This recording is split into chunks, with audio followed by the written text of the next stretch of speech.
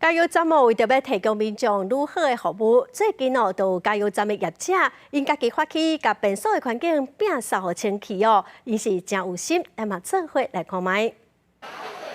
挂出笼野路啊，路尾摊是边边角角拢真少，一点都无凊彩。加油站业者传变扫的技师，带头去整理公共便所，就是希望民众有舒适的空间会当使用。希望透过这样子，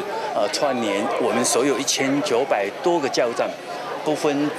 自营、不分加盟，大家都能够一起来对公厕进行更干净、更好的公厕文化的一个提升。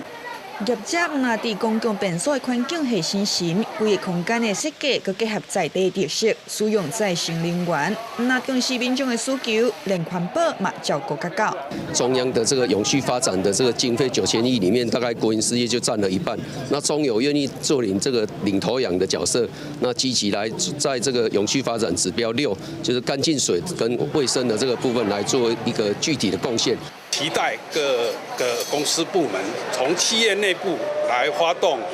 提供民众公共厕所舒适友善的环境。业者表示，讲为了维持公共便所的品质，因会继续改善设备，随时注意环境有清气也无，嘛呼吁其他业者做伙拍拼，让民众有安全、友善的便所空间通使用。记者综合报道。